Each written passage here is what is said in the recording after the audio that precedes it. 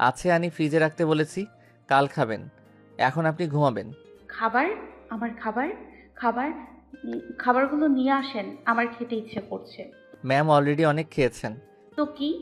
আরও খেতে ইচ্ছে করছে। জি আমি এখন পারবো না, আর স্যার আমাকে রাগ করবে।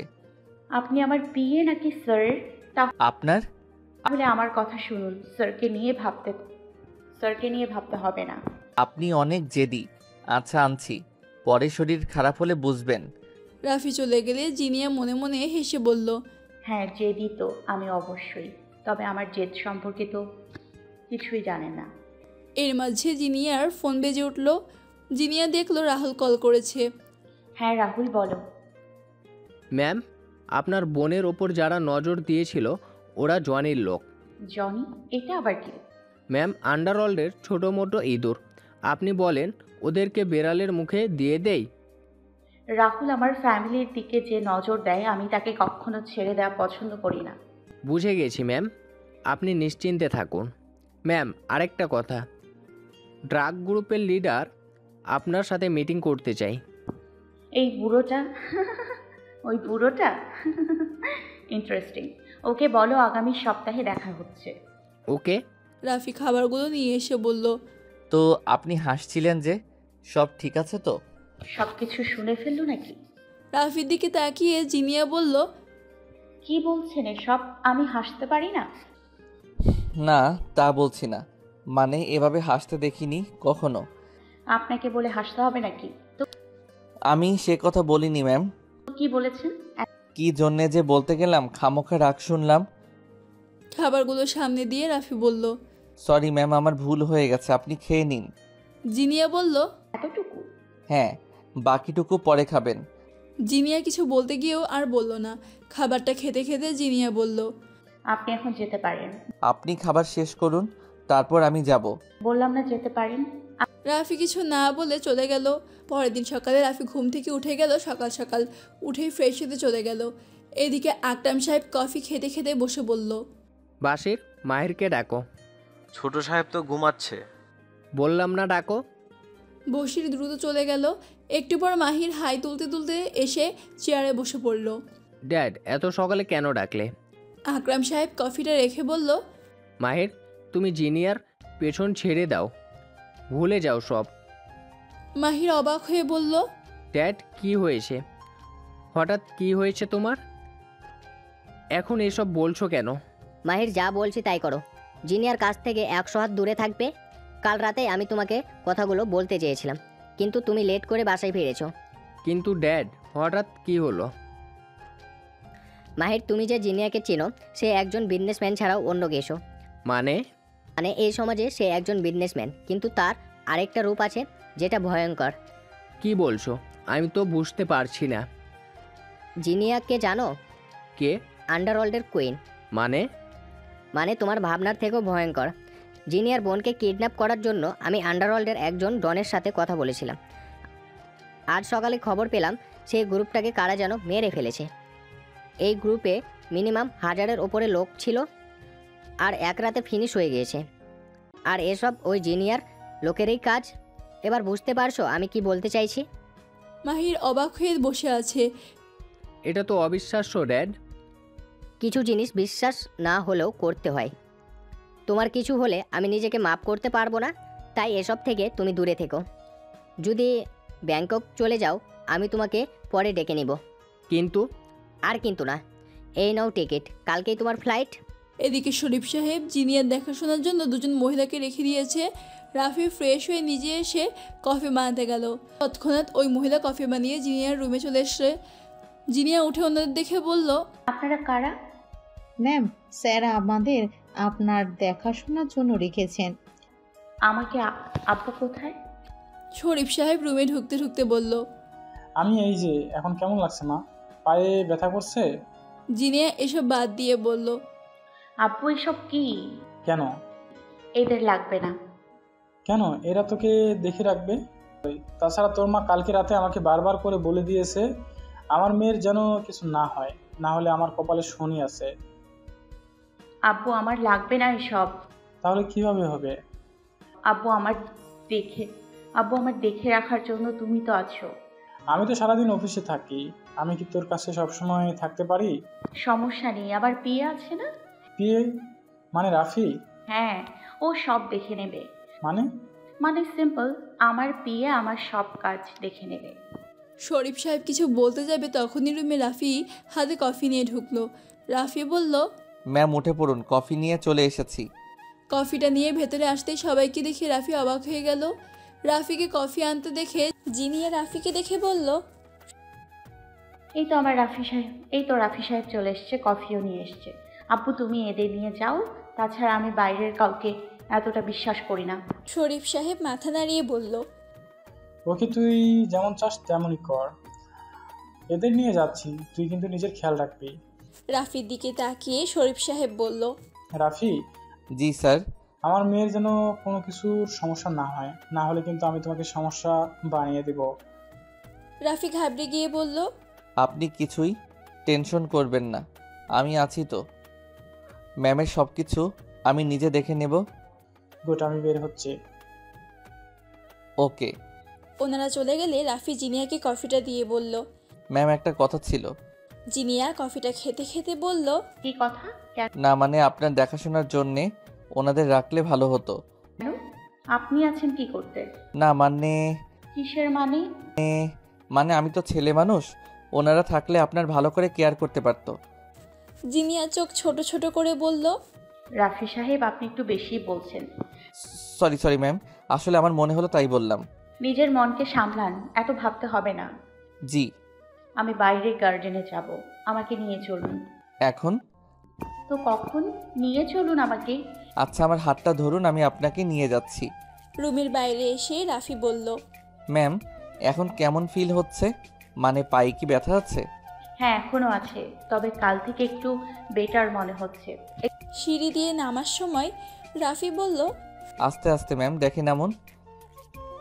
রাফি মনে মনে বলল, বাচ্চাদের মতোই তো সবসময় চেয়ে থাকে।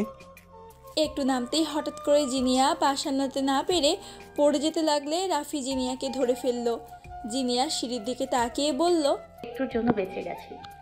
রাফি বলল, দেখলেন, আমি বলেছিলাম দেখে পা ফেলতে, আমি না হলে তো এখন আরেকটা পা যেত। জিনিয়া রাফির কথায় কান্না দিয়ে নিজের কোমরের দিকে তাকিয়ে আছে। রাফি বলল, ম্যাম আপনি ঠিক আছেন তো? চলতে পারবেন? জিনিয়া চোখ উঠিয়ে রাগে সুরে বলল, আপনার হাতটা একটু বেশিই চলে মনে হচ্ছে। হাত কেন ম্যাম? বলি হাতটা কোথায়? কোথায় আবার? রাফি হাতটা সরিয়ে ভ্যাবাচাকা হয়ে বলল, সরি ম্যাম, আমার কোনো দোষ নেই, আমি তো আপনাকে বাঁচানোর জন্যে। সত্যি আমি। আপনি না যতটা ন্যাকা সাজেন ততটা না। আমার সাথে ফ্লার্ট করছেন? রাফি ভয় পেয়ে মনে মনে বলল, আচ্ছা জ্বালাতো, আমি কি ইচ্ছে করে ওখানে হাত দিয়েছি নাকি? আমি তো পড়ে যাওয়ার হাত থেকে বাঁচানোর জন্য ধরেছি। আমার কি দোষ? কেন যে আমি এই কোম্পানিতে চাকরি করতে এসেছিলাম। জিনিয়া রেগে গিয়ে বলল, হানিমুনের মতো হনুমানের মতো তাকিয়ে আছেন কেন? আমাকে এখন নিয়ে চলুন। একে তো উল্টাপাল্টা কাজ করবে, আবার এভাবে ন্যাকা সাজবে। Sorry ma'am. পারেন তো এই এক কথা বলতে। নিয়ে চলুন এখন। আচ্ছা আসুন, আস্তে পা রাখুন এবার, না হলে পরে আমাকে আবার ঝাড়ি শুনতে হবে। জিনিয়া থেমে রাফির দিকে তাকিয়ে বলল, কি বললেন? আমি ঝাড়ি মারি? রাফি মনে মনে বলল, ইস কি বলে ফেললাম, নিজের মুখটাও চুপ রাখতে পারি না। রাফি বলল, সরি। রাখুন আপনার সরি। আমাকে এই কথা বলার সাহস হয় কিভাবে? ও ম্যাম রেগে আমাকে ফায়ার করে দিন, আমি আপনার বিয়ে হওয়ার যোগ্য না। থাক। জিনিয়া মনে মনে বলল, আমাকে রাগিয়ে জব থেকে বাঁচার ধান্দা? বাহ কি বুদ্ধি আমার পিয়ের। চান্দু এত জলদি কিসের? আমার হাত থেকে তোমার বলতে গেলে আর মুক্তি নেই। তোমাকে পার্মানেন্টলি সেভ করে ফেলেছি আমার পিয়ে হিসেবে। জিনিয়া রেগে বলল। তারপর কয়টা খাবেন? রাফি মুখে হাত দিয়ে বলল, আপনার আর কষ্ট করার দরকার নেই, তাছাড়া এখনো মুখে ব্যথা আছেই। তাহলে কথা না বলে আমাকে নিয়ে চলুন। আসুন ধীরে ধীরে। ভুলবাল, আমি এভাবে যেতে পারবো না। তাহলে কিভাবে যাবেন? আমি কি করে বলবো? আপনি আমার পিয়ে, আপনি জানেন। কেমন পিয়ে যে এটুকু পারবেন না? তাড়াতাড়ি কিভাবে যাব তার ব্যবস্থা করুন। জিনিয়ার এমন কথা শুনে রাফি মনে মনে বলল, কেউ আমার একটু মার আমাকে। কোথায় ফেসে গেছি আমি? এদিকে গেলেও আমার দোষ, ওদিকে গেলেও আমার দোষ। রাফিকে এভাবে তাকিয়ে থাকতে দেখে জিনিয়া বলল, আবার তাকিয়ে আছেন, কিছু করুন। এভাবে দাঁড়িয়ে থাকবো নাকি? রাফি মনে মনে বলল, না, থাপ্পড় খেতেই হবে, উপায় নেই। কোলে করে নেওয়া ছাড়া আর উপায় নেই। কিন্তু ম্যাম এতে রেগে আবার আমাকে দোষ দেবে। দিক, রেগে মেগে আমাকে চাকরি থেকে বের করে দিলে ভালোই হবে, বেঁচে যাব আমি। রাফি আর কিছু না ভেবে জিনিয়াকে একটানে কোলে তুলে নিল।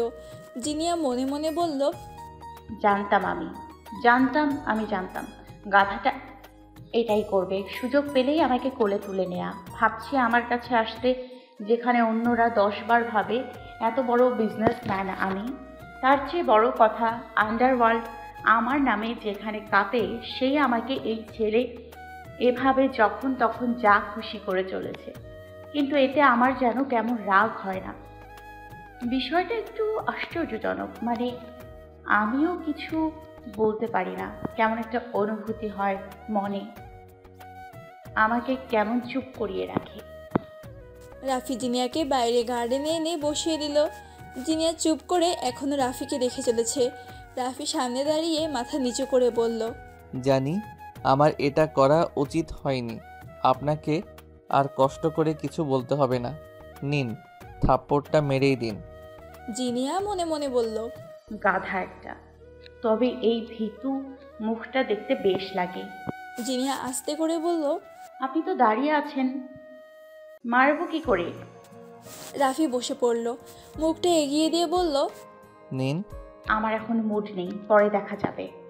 রাফি অবাক হয়ে মনে মনে বলল, থাপ্পড় মারার জন্য আবার মুডের দরকার হয় নাকি? এই মেয়েটা মনে হয় ভুল করে এই গ্রহে জন্ম নিয়েছে। এর তো অন্য কোনো গ্রহে জন্ম নেওয়া উচিত ছিল। রাফি উঠে বলল, আপনার কিছু লাগবে? না, আমার ল্যাপটপটা নিয়ে আসুন। ওকে।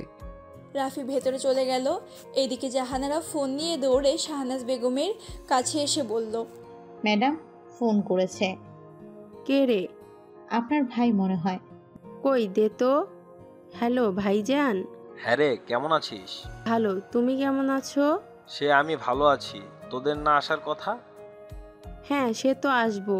তুমি তো জানো জিনিয়ার আব্বু এখনো বাসায় আসেনি। জিনিয়াও পরশু ওখানে গেছে। জিনিয়া আসলে ওকে সাথে নিয়ে আসবো। সেটা আমি জানি না, তোরা কাল না হয় পরশু চলে আসবি। মেয়েটার বিয়ে আর তোরা আসবি না, আমি কিন্তু কিছুতেই শুনবো না। আচ্ছা, আমি তাহলে ফোন দিচ্ছি, দেখি কি বলে। আচ্ছা, রাখছি তাহলে। ওকে। শাহনাজ বেগম ফোনটা রেখে বলল, আমার হয়েছে জ্বালা, সবাই খালি বিজনেস আর বিজনেস নিয়ে পড়ে থাকে। বলি ফ্যামিলির নামেও তো জিনিস আছে নাকি? কারো তো সে কথা মাথাতে থাকে না। জিনিয়ার নাম্বারটা বের করে ওকে কল দিল। জিনিয়ার ফোনটা রাফির পকেটে বেজে উঠতেই রাফি ফোনটা বের করে দেখলো আম্মু নামে সেভ করা নাম্বার। রাফি কলটা ধরতে গিয়ে ধরলো না, আবার বলল, না ধরলে ম্যাম আবার আমাকে কথা শোনাবে। তাই রাফি ফোনটা ধরে সালাম দিয়ে বলল, জি ম্যাডাম। কে? ম্যাডাম আমি রাফি। ও জিনিয়ার পিয়ে, তাই না? জি জি। তা জিনিয়া কোথায়? ম্যাম গার্ডেনে বসে আছেন, আমি দিচ্ছি। তাড়াতাড়ি দাও তো। রাফি ফোনটা নিয়ে দ্রুত জিনিয়ার কাছে এসে বলল, ম্যাম আপনার বাসা থেকে কল করেছে। জিনিয়া ল্যাপটপ থেকে মুখ উঠিয়ে বলল, কে কল করেছে? যে আপনার আম্মু ফোন করেছে। রাফির কাছ থেকে ফোনটা নিয়ে জিনিয়া বলল, হ্যাঁ মা, বলো। কি রে, তোর কি অবস্থা এখন? পায়ের অবস্থা কেমন? সব কিছু ঠিকঠাক আছে, আর 2 দিন গেলেই সেরে যাবে মনে হয়। তোর মামা ফোন করেছিল। তোর কাছে বললাম না মার্জিয়ার বিয়ে। ফোনে আবার আমাদেরকে কাল বা পরশু অবশ্যই যেতে বলেছে। কিন্তু আমি তো এখানে। তোর আব্বু কোথায়? লোকটাকে এতবার কল করছি, আমার কল ধরছেই না। আব্বু মনে হয় কোনো মিটিংয়ে আছে। সারা জীবন তো ওই মিটিং করেই গেল। আমার সোজা কথা, তুই কাল অথবা পরশু বাসায় চলে আসবি। সে না আসুক, ওই বিজনেস নিয়ে পড়ে থাক। তুই বাসায় চলে আসবি কাল বা পরশু। আমি আর কোনো কথা শুনতে চাই না। কিন্তু আবার কিসের কিন্তু? বললাম না বাসায় চলে আসবে। আচ্ছা, আমি আব্বুর সঙ্গে কথা বলে জানাচ্ছি। সে কথা বলিস আর নাই বলিস, আমি যেন কাল অথবা পরশু থেকে বাসায় পাই, এটা আমার শেষ কথা। ফোনটা কেটে গেলে জিনিয়া বলল, যাক বাবা, আম্মু দেখছি রেগে আছে। না, মনে হয় বাসায় না গিয়ে কোনো উপায় নেই। জিনিয়া ফোনটা রাফির দিকে দিয়ে বলল। আমাদের মনে হয় বাসায় যেতে হবে। ফোন না নিয়ে রাফি বলল, ওকে, আমি তাহলে সব কিছু গুছিয়ে নিচ্ছি। ফোনটা ধরুন। ম্যাম, ফোন তো এমনিতে আমার কাছে আছে, আর অফিসের ফোন আমার কাছে আছে। এটা তো আপনার পার্সোনাল ফোন, এটা আমার মনে হয় আপনার কাছে থাকাই ভালো হবে। জিনিয়া রাগি চোখে রাফির দিকে তাকিয়ে বলল, আপনি আমার পিয়ে না? সে তো পিয়ে, কিন্তু আবার কিসের কিন্তু? এবার কিন্তু আমার মাথা হেড হয়ে যাবে। রাফি ফোনটা নিয়ে নিল। তার কি দরকার? আপনার মাথা হেট হলে ওই আপনার থেকে আমার সমস্যাই বেশি হবে। যাক, ভালোই বুঝতে পেরেছেন। যান, লাগেজ গুছিয়ে নিন। ওকে। এদিকে রাফির বন্ধু হিমেল রাফিদের বাসায় আসতেই দেখলো আঙ্কেল আন্টি বসে আছে। হিমেলকে দেখে রাফির আব্বু সিরাজ শেখ বলল, হিমেল, আসো আসো, তোমার জন্য অপেক্ষাই করছিলাম। রাফি এসে বসে বলল, কি হয়েছে আঙ্কেল? হ্যাঁ, সব ঠিক আছে, তোমাকে ডাকলাম কিছু কথা বলতে। কি কথা আঙ্কেল? তুমি তো রাফির বন্ধু, তোমার তো সব জানার কথা। আসলে আমরা রাফির বিয়ের ব্যাপারে কথা বলছিলাম। মেয়ে দেখেছি একটা। আচ্ছা, রাফি কি কোনো মেয়েকে পছন্দ করে? আঙ্কেল, বিয়ে ঠিক করে ফেলেছেন? না, আমরা শুনেছি একটা মেয়ের কথা, ছবি দেখেছি। যদি রাফি কোনো মেয়ে পছন্দ না থাকে তাহলে ও বাসায় আসলে দেখে আসবো। ও আচ্ছা। না আঙ্কেল, রাফিকে কখনো কোনো মেয়ের সাথে কথা বলতে দেখিনি। ও ওইসবের মাঝে নেই। তাহলে তো ভালো কথা। তাহলে রাফি বাসায় আসলে ওকে নিয়ে যাওয়া যাবে, কি বলো আয়শার মা? হ্যাঁ, তাই ভালো। বাবা হিমেল, তোমাকে কিন্তু থাকতেই হবে। আর ওই হাসনাতকেও থাকতে বলো, তোমরা দুজন অবশ্যই থাকবে। থাকবো। তাহলে আমি আসি আন্টি এখন। হিমেল বাসা থেকে বেরিয়ে হেসে বলল, যাক, রাফির বিয়ে তাহলে এবার হবে। খুশির খবরটা দেই বেটাকে। রাফিকে ফোন ধরতেই রাফি ফোনটা ধরে বলল, কিরে হিমেল? ভাই, খুশির খবর। কিরে, তুই কি বাবা হতে চলেছিস?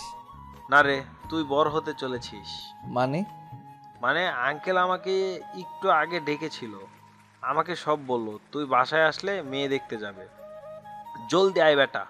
কি বলিস? আবার শুরু হয়েছে? বিয়ে করার কোনো প্ল্যান নেই আমার এখন।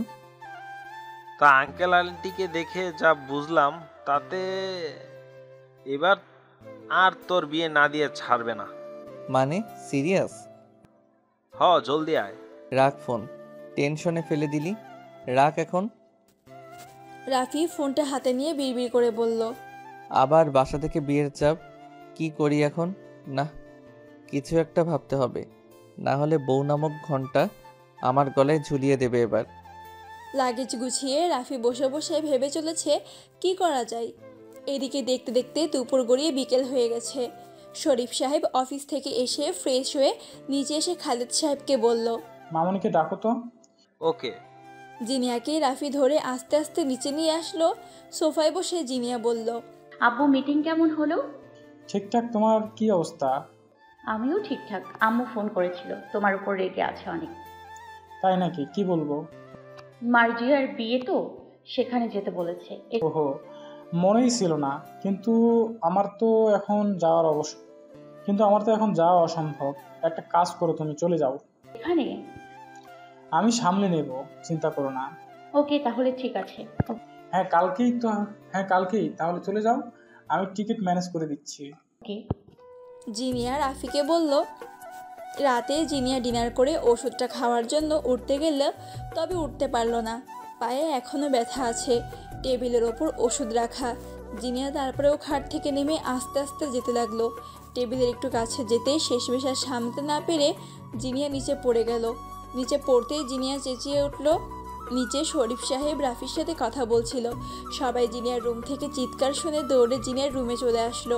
রাফি জিনিয়াকে নিচে পড়ে থাকতে দেখে দৌড়ে এসে জিনিয়াকে বলল, ম্যাম, আপনি এখানে? আপনি ঠিক আছেন? কি হয়েছে আপনার? শরীফ সাহেব বলল, মা কি হয়েছে? আর তুই এখানে কেন? কিছু লাগলে বলবি তো, বাসায় এসটা লোক। তুই কেন এখানে উঠে আসলে? রাফি জিনিয়াকে তুলে খাটে বসিয়ে দিল। জিনিয়া বলল, আব্বু কিছু হয়নি, ঔষধটা নিতে গিয়েছিলাম কিন্তু হঠাৎ করে পড়ে গেছি, তাছাড়া ঠিক আছে আমি। রাফি চিন্তিত মুখে বলল, আরে কিছু লাগলে আমাকে বলতেন, আমি তো নিচেই ছিলাম। আপনি কেন একা একা এসব করতে গেছেন? এখন যদি পায়ে আরও চোট লাগতো, নিজের খেয়াল রাখতে পারেন না?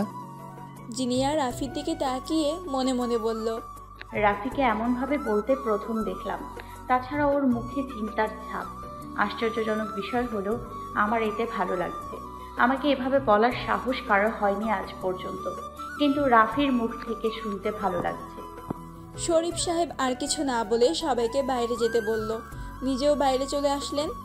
রাফি জিনিয়াকে ওষুধটা খাইয়ে বলল, কিছু লাগলে আমাকে বলবেন। এভাবে আন্দাজে কেন কাজ করতে যান?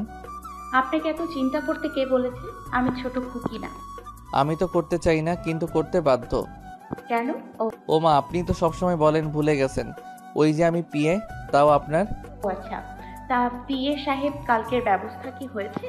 সেটা নিয়েই তো স্যারের সাথে কথা বলছিলাম। সব কিছু ম্যানেজ হয়ে গেছে। কাল সকালে আমরা যাচ্ছি। ওকে, গুড।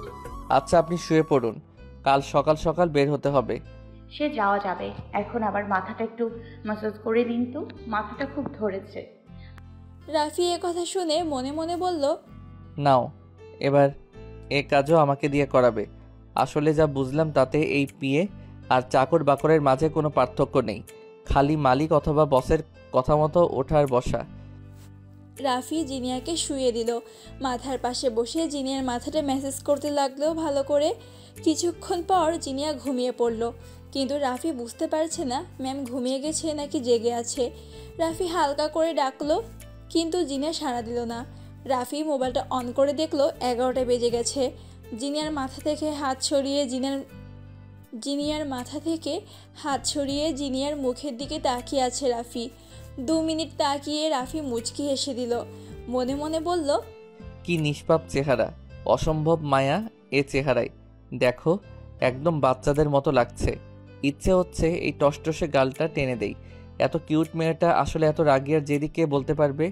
এই মুখটাকে দেখে এখন বোঝাই যাবে না, মানে মনে হচ্ছে এক ঘুমন্ত পরী সামনে ঘুমিয়ে আছে।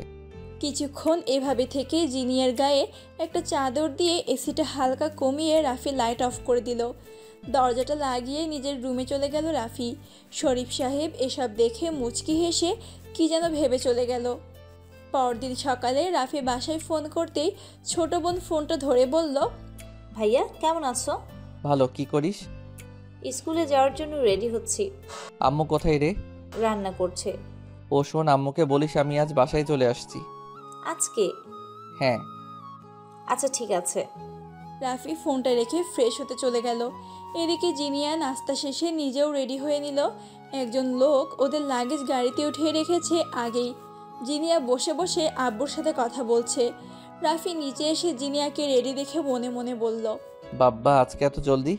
ভুল দেখছি না তো?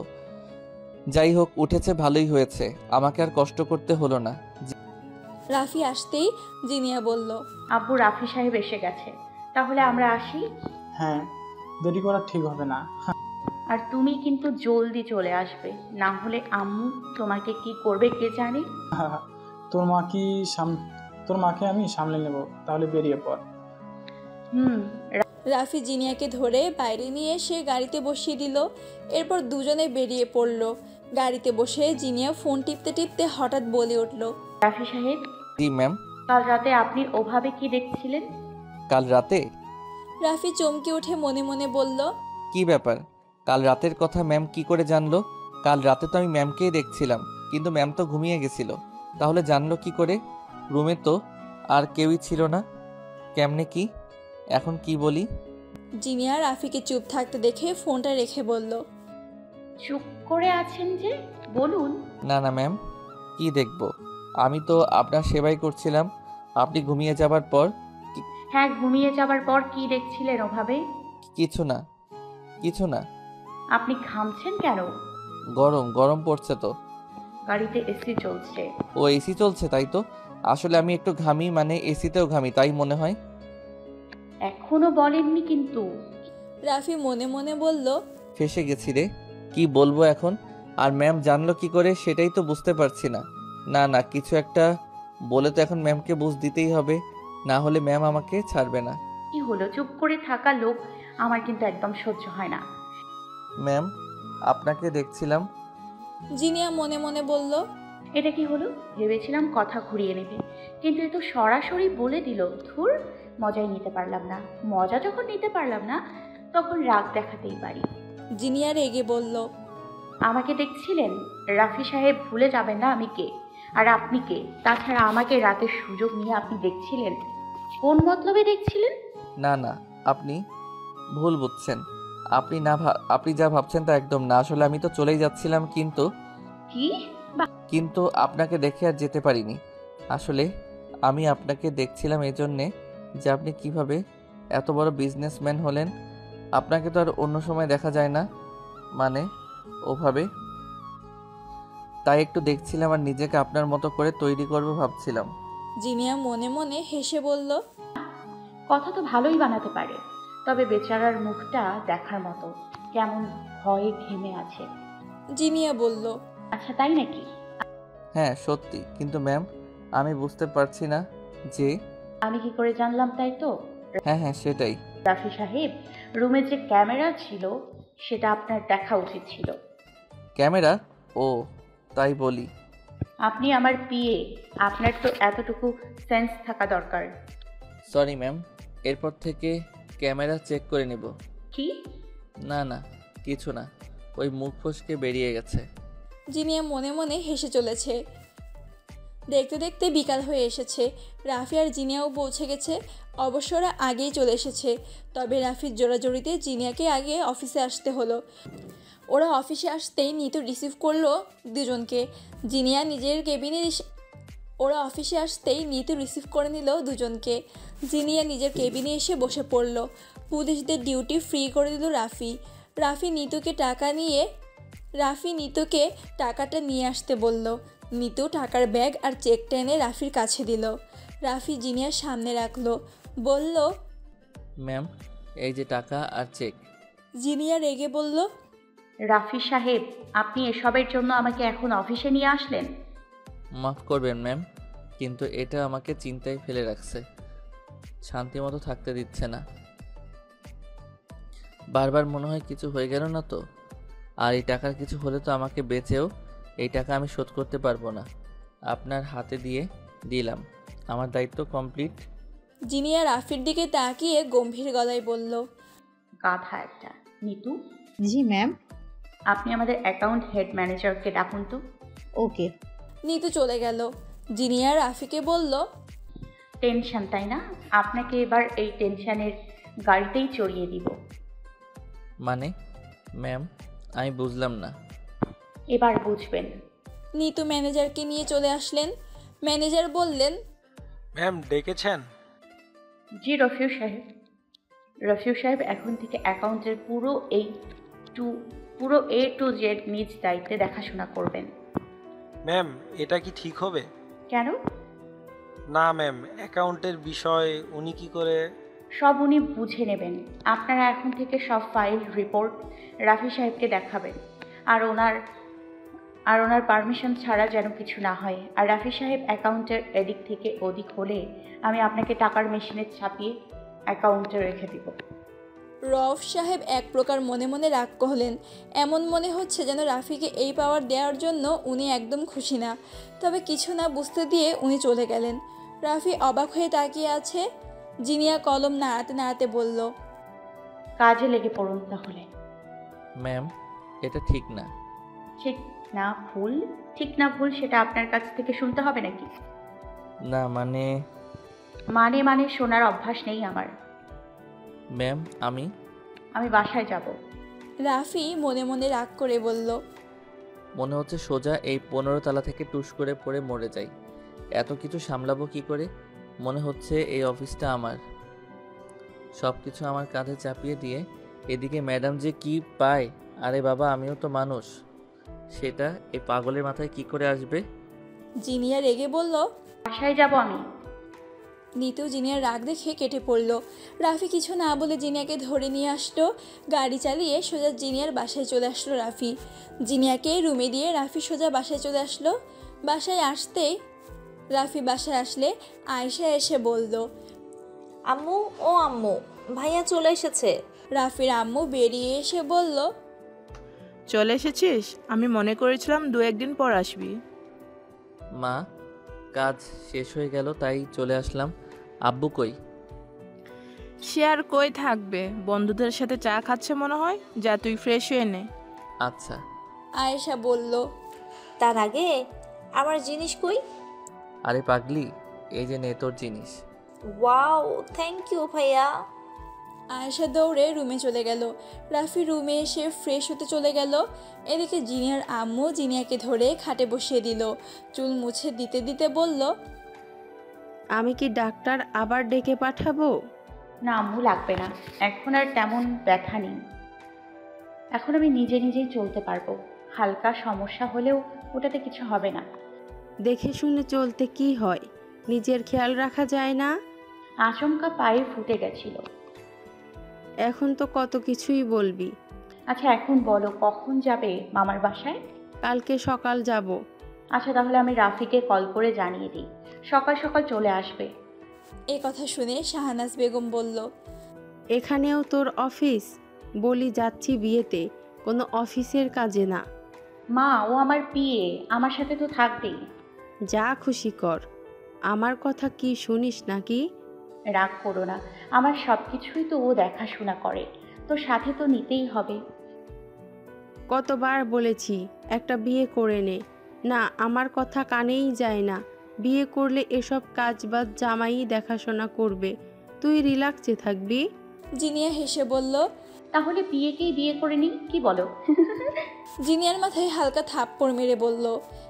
পাগল হয়েছিস? মুখে যা আসে তাই বলিস। তুমিই তো বললে, দেখলাম রাফি তো সব কিছু সামলাচ্ছি, সমস্যা হবে না। হয়েছে, আর বক বক করতে হবে না। এবার যত কিছুই বলিস, আমি মার্জিয়ার বিয়ের পর তোর জন্য ছেলে দেখা শুরু করব, এটা মনে রাখিস। মা, আমার এখন বিয়ে করার কোনো ইচ্ছে নেই। তাছাড়া ছেলেদেরকে আমার একদম ট্রাস্ট করতে মন চায় না। তোমার মনে তো কত কিছুই চায় না, ওসব জানি না আমি এবার ছেলে দেখব। বিয়ে তোমাকে করতেই হবে, না হলে তুমি ছেলের পছন্দ করবে, আমাদের বলবে, না হলে আমি ভাইজানকে বলবো ছেলে দেখতে। আচ্ছা তুমি ছাড়বে না? আচ্ছা আমি দেখছি। এদিকে মন্ত্রীর কাছে একটা কল আসে। রুম থেকে সবাইকে বের করে দিয়ে উনি কলটা ধরল। ওপাশ থেকে একজন বলল। স্যার, জনি লোকদের কে জানি মেরে দিয়েছে। কথাটা শুনে উনি রেগে টেবিলের উপরে নিজের হাতটা আঘাত করে বলল। What are you saying? কিভাবে হলো? জানি না স্যার, তবে এখানে কোনো ডিটেলস পাওয়া যায়নি কারা করেছে। আমার মনে হয় এটা করেছে সেই অনেক পাওয়ারফুল।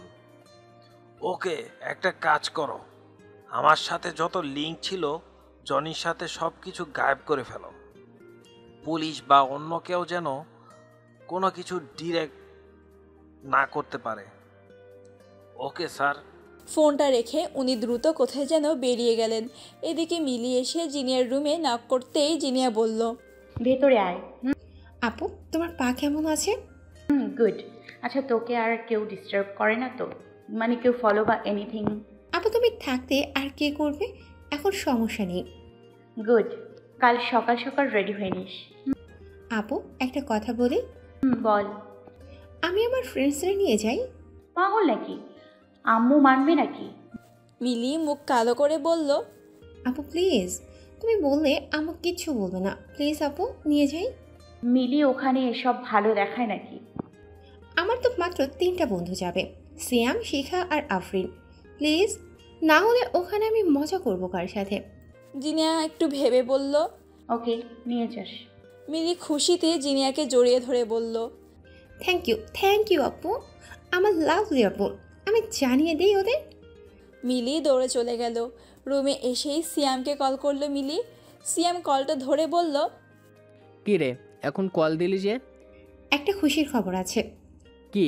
কেন? কালকে তুই, শিখা আর আফরিন আমাদের বাসায় চলে আসবে। কি? হ্যাঁ, আমার মামাতো বোনের বিয়ে, ওখানেই যাব। কি বলিস? কিন্তু আমরা? হ্যাঁ, তোরাও যাবি। মিলি, পাগল হয়েছিস নাকি? এটা কিভাবে? বেশি কথা বলিস না। আমি একটু আগেই আপুর কাছ থেকে পারমিশন নিয়ে এসেছি, তারপরেই তোকে কল করলাম। মিলি, ওদের জানিয়েছিস? তোকেই আগে জানালাম। কাল গাড়ি পাঠিয়ে দেব, রেডি থাকবি। তুইও না, পাগলামির শেষ নেই। আচ্ছা, আরেকটা কথা, আমি কি পরবো রে? কিসে আমাকে ভালো লাগবে? সেটা আমি কি করে বলবো? তুই এমনিতেই তো সুন্দর, যা পরবি তাতেই মানাবে। কুত্তা, তুই বল। আমি? আচ্ছা, তাহলে তোর নীল রঙের একটা ড্রেস আছে না, এটা পরিস। সত্যি? হ্যাঁ। ওকে, তাহলে কাল রেডি থাকিস। ওকে, ওদেরকে জানা আগে। হুম। রাতে খাবার টেবিলে রাফি আর সবাই খেতে বসেছে। এর মাঝে রাফির ফোনটা বেজে উঠল।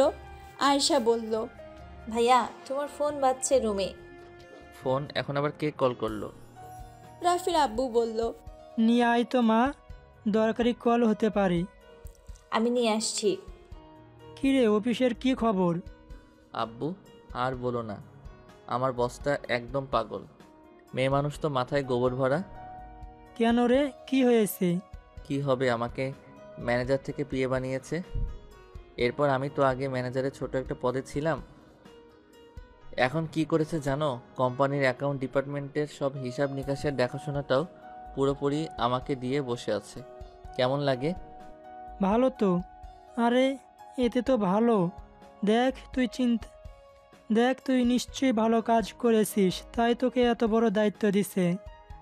দেখবি একদিন তুই আরও বড় পোস্টে যাবি। আমার তো গর্ব হচ্ছে। রাফি মনে মনে বলল, আব্বু তুমি তো কিছুই বুঝতেছো না। ওই পেতনিটাকে তো আমাকে সামলাতে হয়। তোমরা আর কি করে বুঝবা? আমি তো এই চাকরি হতে যত দূরে যেতে পারি ততই ভালো হয়, কিন্তু তারও কোনো উপায় রাখিনি ভূতনিটা। আয়েশা ফোনটা নিয়ে এসে বলল, ভাইয়া এই যে। রাফি ফোনটা নিয়ে দেখলো, বলতে না বলতেই জিনিয়ার কল। মুখটা কালো করে বলল, এ আবার কেন ফোন করছে? নিশ্চয়ই কোনো ঝামেলা আমার উপর চাপাবে। রাতেও একটু শান্তি দেবে না। রাফি কল ব্যাক করতে যাবে, অমনি আবারও কল আসলো। ফোনটা রিসিভ করে রাফি বলল, জি ম্যাম। এই এতক্ষণ লাগে কল ধরতে? কোথায় থাকেন? কতবার কল দিচ্ছি? একবার কেবলই তো দিলেন। একবার দিয়েছি তো দিয়েছি, ধরলেন না কেন? ম্যাম ডিনার করছি, ফোনটা রুমে ছিল। বাহানা তো ভালোই দিতে পারেন। যাই হোক, কাল সকালে রেডি হয়ে আসবেন। মিটিং আছে নাকি? পিএ আপনি, আমি না। মিটিং থাকলে আপনার আগে জানার কথা। তাও ঠিক, তাহলে কি কারণে ম্যাম? কাল আমার কাজিনের বিয়ে। আমাকেও যেতে হবে না? রাফি সাহেব, আপনি একটা কাজ করুন, এক্ষুনি একবার আমার বাসায় আমার সামনে চলে আসুন। আপনাকে একটু আদর করতে ইচ্ছে করছে। না থাক, এসবের আবার কি দরকার? আমি পৌঁছে যাব। একটু ভালো করে রেডি হয়ে আসবেন, মনে থাকে যেন। ওকে। কি রে, কি হলো? কিছু না মা, কালকে সকালে বের হতে হবে আর কি। কেন? ম্যামের কাজিনের বিয়ে, আমাকে যেতে হবে। ও আচ্ছা, কালকেই চলে আসবি নাকি? জানি না, তা তো বললো না।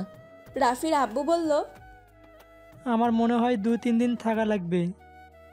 আমি জানি এসব বিয়েতে এমনই হয়। রাফি, কিছু জামা কাপড় নিয়ে যাস। সে পরে দেখা যাবে। আম্মু মাছটা এদিকে দাও তো, তরকারিটা ভালো হয়েছে অনেক। নে, যা লাগে তুলে নে। দেখতে দেখতে রাত কেটে গেল। পরদিন সকালে মিলিয়ে এসে জিনিয়াকে তুলে দিল। জিনিয়া উঠে বসে পড়ল, ঘুম ঘুম চোখে বলল, কিরে, এত সকালে ডাকলি কেন? আপু, ভুলে গেছো মামাদের বাসায় যেতে হবে না? মামার বাসায়? ও তাই তো, বিয়ে তো মনেই নেই। ফ্রেশ হয়ে নাও। আমি কি নাস্তা দিয়ে যেতে বলবো? না, আমি নিচে এসে করব। আচ্ছা। এই শোন। হ্যাঁ।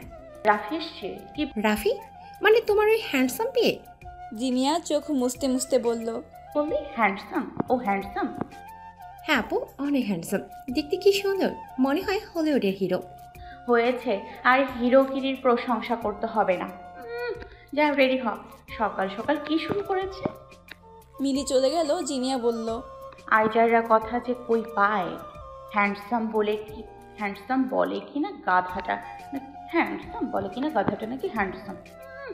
দেখতে তো ওই বানরের চাচাতো ভাইয়ের মতো লাগে। জিনিয়া বিড়বিড় করতে করতে ফ্রেশ হতে চলে গেল। আয়েশা রাফিকে বারবার ডেকে চলেছে। রাফি ঘুমের ঘোরে থেকেই বলল, কিরে কি হলো? ঘুমোতে দে। ভাইয়া যাবে না তুমি? অফিসে যাওয়ার সময় নাকি এখন? দেরি আছে। অফিসে না, বিয়েতে। তোমার বস কাল ফোন করে বলল না। রাফি লাফ দিয়ে উঠে বসে পড়ল, চোখ ডলতে ডলতে বলল, এই বাজে কত রে? 7:30। এই হয়েছে। আম্মুকে বল একবার কিছু নাস্তা বানিয়ে দিতে। আমি আসছি। নাস্তা রেডি, তুমি ফ্রেশ হয়ে আসো। ওকে, আমি এই যাব আর আসবো। রাফি টাওয়ালটা নিয়ে ওয়াশরুমে চলে গেল। আয়েশা বাইরে আসলে আম্মু বলল, কিরে উঠেছে? ফ্রেশ হয়ে আসছে। আচ্ছা, এই অমলেটটা নিয়ে রাখ। দাও আমাকে। এদিকে মিলি সকালেই ওর ফ্রেন্ডসদের আনতে গাড়ি পাঠিয়ে দিয়েছিল। ওদেরকে নিয়ে চলেও এসেছে। মিলি দৌড়ে নিচে নেমে আসলো। শাহনাজ বেগম জিনিয়াকে বলল, দেখেছিস তোর বোনের কাজ?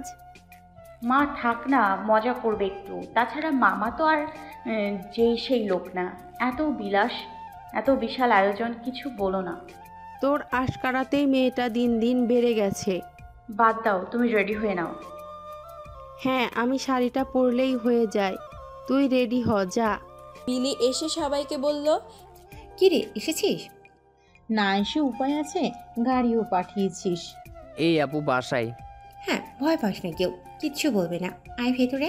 এদিকে রাফি নাস্তা করে উঠে একটা শার্ট পরে চুলটা ঠিক করে বাইরে এসে বলল, আমি গেলাম। দাঁড়া দাঁড়া। কি হলো? এই কি পরে যাচ্ছিস? ভালো কিছু পর। মা আমি পরে পড়বো, আগে ম্যামকে দিয়ে আসি, তারপর আমি বাসায় আসবো, আবার এসে তারপর যাব। লেট হয়ে গেছে এমনি, আসি আমি। যা তাহলে। রাফি গাড়ি নিয়ে বেরিয়ে পড়ল। জিনিয়া এদিকে রুমে এসে একটার পর একটা জামা কাপড় বের করে চলেছে। কোনটা পরবে কিছুই বুঝতে পারছে না। সব সময় তো অফিসের কাজে থাকার কারণে এসব পোশাকে কোনটাই ভালো লাগবে সেটাই বুঝতে পারছে না। খাট ভর্তি জামা ফ্লোরেও পড়ে আছে, তারপরেও জিনিয়া বুঝতে পারছে না কি পরবে। জিনিয়া মিলিকে ডেকে পাঠালো। মিলি সিয়ামকে রুমে বসতে বলে শিখা আর আফরিনকে নিয়ে চলে আসলো। রুমে আসতে ওরা তিনজন অবাক। পুরো রুমে কাপড় চোপড় ছড়িয়ে আছে। আফরিন তো মনে মনে বলল, ওয়াও, এত দামি দামি ড্রেস আর এভাবে পরে আছে। এক একটার দামই তো লাখ টাকার উপরে হবে। মিলিকে দেখে জিনিয়া বলল, তোরে আয়, দেখ তো কোনটা পরবো, আমি তো বুঝতে পারছি না। মিলি বলল, আপু, ও আফরিন আর ও শিখা, সমস্যা নেই, আমরা চয়েস করে দিচ্ছি। সেটাই ভালো হবে। দেখ তো তোরা। তুমি বসো। এই আয় দেখতো কোনটা বানাবে আপুকে। কিছুক্ষণ দেখাদেখির পর শিখা মিলিকে একটা জামা দিয়ে বলল, এটা কেমন হবে? বাহ, সুন্দর। আপু, এটা ট্রাই করে দেখো। জিনিয়া জামাটা নিয়ে ওয়াশরুমে গিয়ে পরে আসলো। মিলি আপুকে আয়নার সামনে নিয়ে এসে বলল, দেখো কত সুন্দর লাগছে। মানাচ্ছে? হ্যাঁ আপু, একদম। এমনিতেই তুমি দেখতে অনেক সুন্দর, যা পরবে তাতেই তোমাকে ভালো লাগবে। এখন দেখ, এটাই পরবো নাকি অন্য কিছু? দাঁড়াও, দেখছি। এর মাঝে রাফিও পৌঁছে গেল। গাড়িটা রেখে ভেতরে ঢোকার আগে একটা দারোয়ান রাফিকে আটকিয়ে বলল, কে আপনি? রাফি কিছু বলার আগেই আরেকজন দৌড়ে এসে বলল, স্যার সরি, ও নতুন জয়েন করেছে, আপনি যান, মাফ করবেন। রাফি চলে গেলে লোকটা বলল, কি করছো জানো একে? কে? বড় ম্যাডামের পিএ। কি বলো?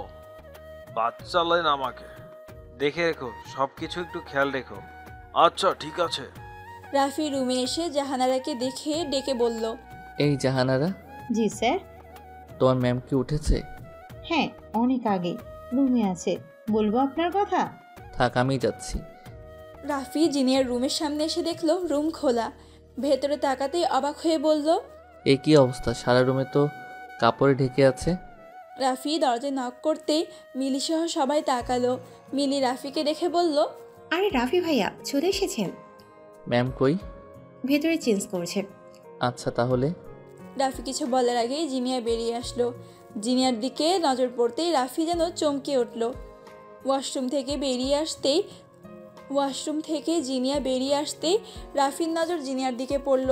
সাথে সাথে রাফি যেন চমকে উঠল। জিনিয়া মিলিদের বলল, দেখ তো এটা কেমন লাগছে। তোমাকে তো সব ড্রেসই সুন্দর লাগে, তাই না রাফি ভাইয়া?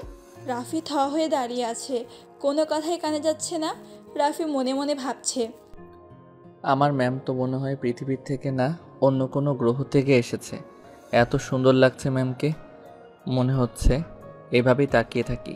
কি অপরূপ এই মেয়েটা, একদম পরীর মতো। মিলির মুখ থেকে রাফির কথা শুনতেই জিনিয়া দরজার দিকে তাকিয়ে দেখলো রাফি দাঁড়িয়ে আছে। জিনিয়া রাফিকে দেখে কেমন যেন অপ্রস্তুত হয়ে গেল, নিজেকে সামলে আবারও ওয়াশরুমে ঢুকে গেল। এটা দেখে মিলি মনে মনে বলল, কি হলো আপু, আবার ভেতরে গেল কেন?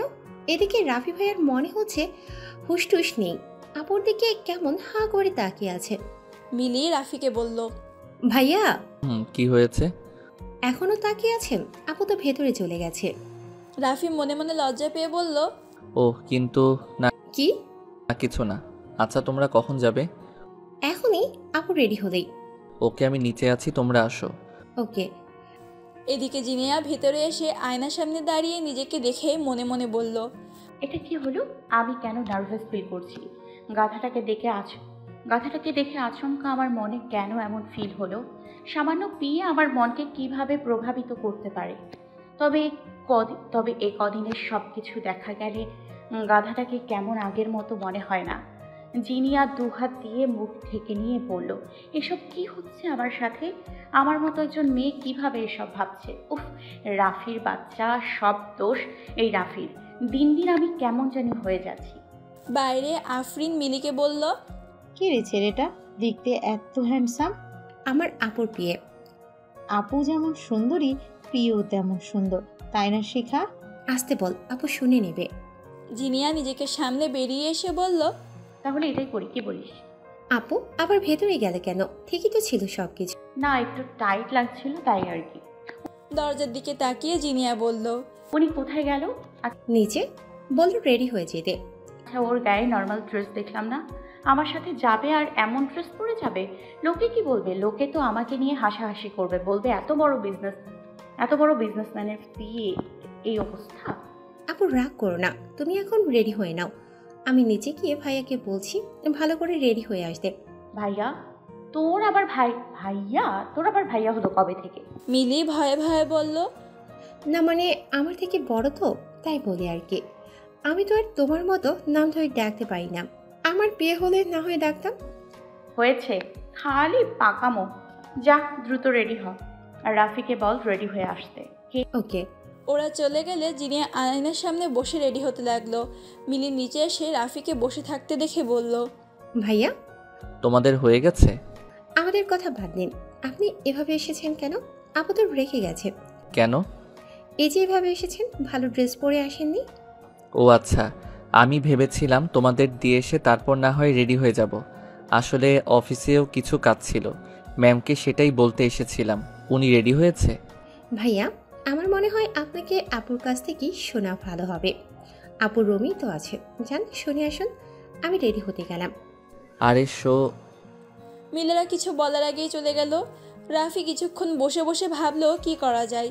ম্যামের যে রাগ, তাতে তো আমার কথা কানে দেবে না, উল্টো হলেও নিজের কথা ঠিক ধরে বসে থাকবে। কি করি এখন? না, আমার মনে হয় মিলির কথাই ঠিক, ভয় পেলে চলবে না, ম্যামকে জিজ্ঞাসা করাই ভালো। একটু একটু রাগ শুনলে কিছু হবে না, এখন তো অভ্যাস হয়ে গেছে। রাফি উঠে সোজা জিনিয়ার রুমের সামনে চলে আসলো।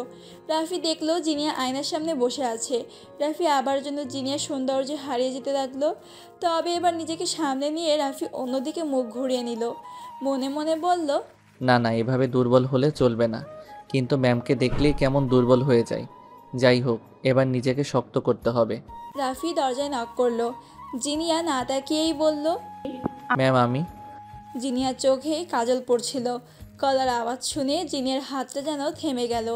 নিজেকে সামনে জিনিয়া বলল, আসুন। রাফি ভেতরে আসলে জিনিয়া বলল, বলুন। ম্যাম আসলে একটা কথা ছিল। বলুন। বলছি যে আমাকেও কি যেতে হবে? না মানে না গেলে হয় না? জিনিয়া কাজলটা রেখে উঠে এসে রাফির সামনে দাঁড়িয়ে বলল, রাফি সাহেব, আপনি আসলে কি গাধা? ম্যাম রাখবেন না, আমার কথাটা আগে শুনুন। কি শুনবো? আপনি আমার পিএ, আমার সাথে সব সময় সব জায়গায় আপনি থাকবেন, আর আপনি বলছেন ম্যাম আমি না গেলে হয় না? আপনাকে না ইচ্ছে হচ্ছে কষে একটা দিই। রাফি ভয় পেয়ে গালে হাত দিল। এটা দেখে জিনিয়া বলল, গায়ে হাত দিচ্ছেন কেন? সেফটি মানে?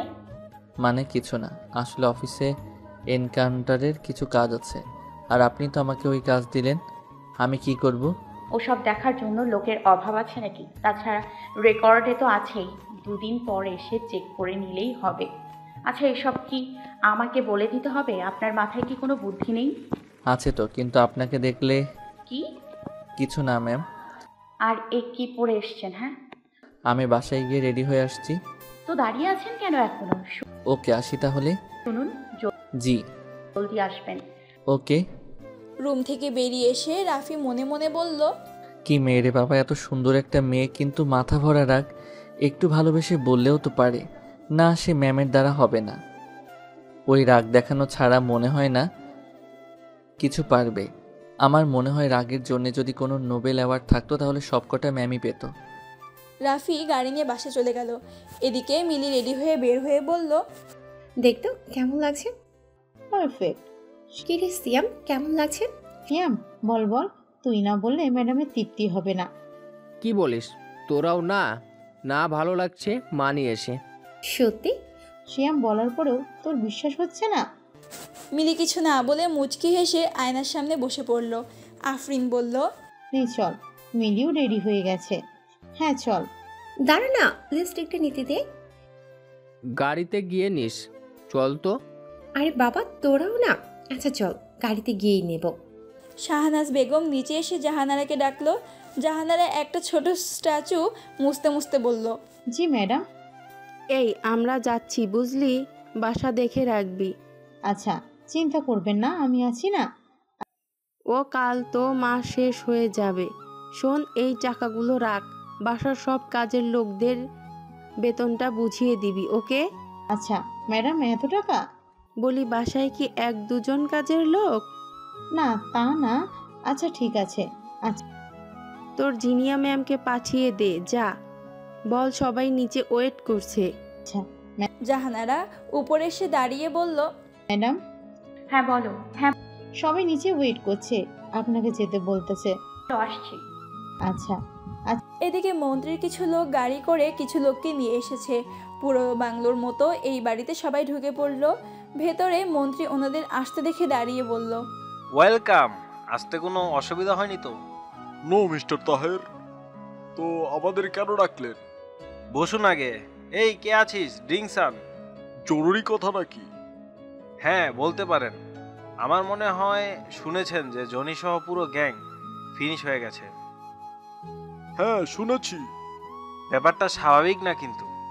হ্যাঁ, হঠাৎ করেই হয়ে গেল, জানা যায়নি কে করেছে। এদিকে এই সামান্য বিষয় নিয়ে আন্ডারওয়ার্ল্ডের কোনো কথাই হচ্ছে না মনে হয়। সামান্য একটা গ্রুপ ছিল এটা, তাই আমিও এইসব নিয়ে মাথা কামাইনি।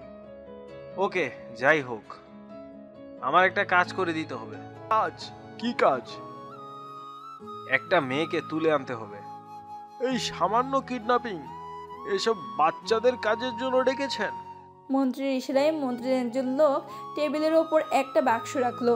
বাক্স খুলতে বাক্স ভর্তি টাকা দেখে লোকটা বলল, ওকে, তাহলে করাই যায়। এটা তো অর্ধেক, বাকিটা কাজের পরে পাবেন। কোথায় আনতে হবে? এখানেই। ওকে, মেয়েটাকে? নামকরা বিজনেসম্যান, সাফি চৌধুরী বড় মেয়ে। ওকে, ডান, হয়ে যাবে। কাজ হলে কল করব। ওকে। এদিকে রাফি রেডি হয়ে রওনা দিয়েছে। শাহনাজ বেগম বলল, কিরে চল। তোমরা যাও, আমি পরে আসছি। একসাথে গেলে কি হবে? মা, রাফি আসুক, তোমরা যাও, 2টো গাড়ি নিয়ে যাও। আমার গাড়ি তো রাফি নিয়ে আসছে। কি যে হয়েছে তোর, খালি কথায় কথায় রাফি রাফি। ওই ওই বিয়ে করে নে তোর পিয়েকে, তাতেই ভালো হবে। জিনিয়া হেসে বলল, মা যাও তো, রাখছো কেন? আমি চলে আসবো। তাছাড়া মার্জিয়ার জন্য গিফট নেওয়া লাগবে, আমি গিফট নিয়ে একেবারে আসবো। আচ্ছা যা, খুশি কর।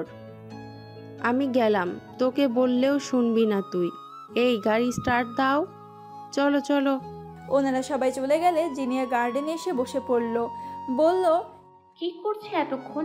এত সময় লাগে নাকি? মেয়ে মানুষ নাকি যে সাজতে সময় লাগছে? একটা কাজ ঠিক মতো করে না। এর মাঝেই ভেতরে গাড়ি ঢুকে পড়ল। জিনিয়া বলল, নবাব এসছে এতক্ষণে। দিনিয়া উঠে গাড়ির কাছে চলে আসলো। রাফি ভেতরে যেতে লাগলে জিনিয়া ডেকে বলল, কই যান? আরে আপনি এখানে? আমি আপনাকে ডাকতে যাচ্ছিলাম। রাফির দিকে তাকিয়ে জিনিয়া একটু অবাক হলো। ছেলেটা কি দিন দিন আরো সুন্দর হয়ে যাচ্ছে নাকি? নাকি আমারই চোখের সমস্যা? ওই দেখো আবার উল্টোটা ভাবছি। রাফি বলল, ম্যাম চলুন তাহলে। ওয়েট, কি হলো? টাই। টাই? টাই কিভাবে পড়ছেন? ঠিক করে পড়েন। ও কিন্তু এখন কিভাবে? আচ্ছা ভেতরে লোক আছে না, আমি ঠিক করে আনছি। লাগবে না। কেন? দাঁড়ান। জিনিয়া রাফির টাইটা খুলে ফেললো। রাফি অবাক হয়ে দেখছে শুধু, মনে মনে বলল, আমি কি স্বপ্ন দেখছি? এটাও হচ্ছে আমার সাথে? ম্যাম এসব করছে? আমার তো বিশ্বাস হচ্ছে না। জিনিয়া টাইটা ঠিক করে দিয়ে রাফির দিকে তাকিয়ে মনে মনে বলল, এভাবে তাকিয়ে আছেন কেন? আমাকে আগে দেখেননি নাকি? চোখ দুটো খুলে যাওয়ার মতো অবস্থা। টাইটাও ঠিক করে পড়তে পারে না। আর মুহূর্তেই জিনিয়া অবাক হয়ে গেল। মনে মনে বলল, এটা কি করলাম আমি ওর টাই ঠিক করলাম। এটা কি হলো? কিভাবে হলো? আশ্চর্যজনক বিষয়। আমি কেন এটা করলাম? ওহো, আমার মাথাটাই খারাপ হয়ে গেছে। এই ছেলেটা আমার সামনে থাকলে আজকাল কিছুই ঠিক থাকছে না আমার। কি ভাবছে এখন রাফি? জিনিয়া কিছু না বলে সোজা গাড়িতে গিয়ে বসে পড়ল। রাফি এখনও দাঁড়িয়েই আছে। কেমন জানি সব কিছু স্বপ্ন লাগছে। জিনিয়া বলে উঠল, এখনো দাঁড়িয়ে আছেন কেন? রাফি আর কিছু না বলে গাড়িতে বসে রওনা দিল। রাফি বারবার লুকিং গ্লাস দিয়ে জিনিয়াকে দেখে চলেছে। আজ জিনিয়াকে একটু বেশি সুন্দর লাগছে। জিনিয়া দেখে ফেলার ভয়ে আর চোখেই দেখে চলেছে রাফি। জিনিয়া ল্যাপটপ পাশে রেখে বলল, একটা গহনার দোকানে চলুন। হ্যাঁ গয়না কিনবেন? হ্যাঁ। ওকে। রাফি একটা শপিং মলের সামনে গাড়ি পার্ক করে নেমে আসলো। জিনিয়াকে নিয়ে শপিং মলের ভেতরে চলে আসলো রাফি। একটা বড় গয়নার দোকানে এসে রাফি বলল, ম্যাম আপনি বসুন, আমি গয়না দেখাতে বলছি। রাফি দোকানদারকে গিয়ে বলল, আমাদের কিছু লেটেস্ট গয়না দেখান তো। কেমন দামের ভেতর? আপনার দোকানের সব থেকে দামি গয়নাগুলো নিয়ে আসুন। ওকে বসুন, আমি আনছি। রাফি এসে বসে পড়ল। দোকানদার এসে গয়নাগুলো সামনে রেখে বলল, দেখুন এগুলো সব লেটেস্ট মডেল, আমাদের দোকানের সব থেকে কস্টলি গয়না। এই যে এটা দেখুন, এটাও ভালো। জিনিয়া গয়নাগুলো দেখে বলল, রাফি সাহেব দেখুন তো কোনটা ভালো হবে। আমি এসবের কি বুঝি? দোকানদার হেসে বলল, আরে মিয়া দেখেন নিজের বউ কি অন্যের বউকে চয়েস করে দিবে নাকি? দেখেন। রাফি অবাক হয়ে বলল, বউ? হ্যাঁ, আপনার বউকে তো আপনিই চয়েস করে দিবেন। ম্যাডাম আপনার হাজবেন্ডের চয়েসও ভালো মনে হয়। দেখুন আপনার হাজবেন্ডের হাতের গয়নাটাও বেশ ভালো। রাফি বোকার মতো তাকিয়ে আছে। মনে মনে বলল, দোকানদার তো আমাকে মারার প্ল্যান করছে। ওরে থাম, কিসের বউ হাজবেন্ড লাগাইছে? জিনিয়া হালকা কেসে উঠল। দোকানদারকে বলল, আপনার একটু ভুল হচ্ছে, উনি আমার হাজব্যান্ড না, আমার পিএ। পিএ? সরি ম্যাম, আসলে আপনাদের দুজনকে দেখলে কেউ এটা বুঝতে পারবে না। সরি, কিছু মনে করবেন না। ওকে তো আচ্ছা আপনারা দেখেন কোনটা নেবেন। বেশ কিছুক্ষণ পর দুটো হার নিয়ে বেরিয়ে আসলো জিনিয়া আর রাফি। এদিকে শাহনাজ বেগম পৌঁছালে ওনার ভাই বলল, কিরে তুই আর মিলি এসেছিস কেন? আর সবাই কোথায়? কোথায় আবার, জানিস না? আর সবাই বিজনেস নিয়ে থাকে সব সময়। আচ্ছা জিনিয়ার আসার কথা ছিল না? ও তো আসতেছে, আমরা আগে চলে আসলাম, ও পথে আছে, চলে আসবে। চল ভিতরে চল, তোরা আরো কয়েকদিন আগে আসবি তা না। সবাইকে রুম দেখিয়ে জিনিয়ার মামা স্ত্রীর কাছে এসে বলল, শুনছো মিলিরা এসেছে, ওদের খাবারের ব্যবস্থাটা করো তো। আচ্ছা আমি করতেছি। জিনিয়া আসেনি? পথে আসতেছে। ও আচ্ছা। মিলিরা এসেই মার্জিয়ার রুমে চলে গেছে। সবাই মিলে গল্প জুড়ে বসেছে বলতে গেলে। প্রায় 20 মিনিট পর জিনিয়ার রাফি এসে গেল। গাড়িটা পার্ক করে রাফি নেমে আসলো। জিনিয়াকে নামিয়ে রাফি বলল, ম্যাম আপনার মামার বাসাও তো কম না, অনেক বড়। না এমনি চলুন। আমার লাগেজটা নিন। হ্যাঁ নিচ্ছি। রাফি লাগেজটা নিয়ে ভেতরে চলে আসলো। জিনিয়াকে দেখে আত্মীয় স্বজন সবাই এসে জিনিয়াকে এক প্রকার ঘিরে ধরেছে। জিনিয়ার মামা এসে বলল, তোর তো কোনো খোঁজ খবরই পাওয়া যায় না, বাবার মতো বিজনেস নিয়ে থাকিস শুধু। মামা তুমিও আম্মুর মতো শুরু করলে। মামি কই? তোর মামি মনে হয় তোর মায়ের সাথে কথা বলছে। ছেলেটা কে রে? আমার পিয়ে। ও তাহলে ফ্রো হয়ে নে। ওকে। জিনিয়ার মামা একজন লোককে ডেকে বলল, ছেলেটাকে আমাদের গেস্ট রুমে নিয়ে যাও। আচ্ছা আসুন আমার সাথে। রাফি লোকটার সাথে চলে গেল। উপরতলা থেকে দুটো মেয়ে দাঁড়িয়েছিল। রাফিকে যেতে দেখে একজন বলল,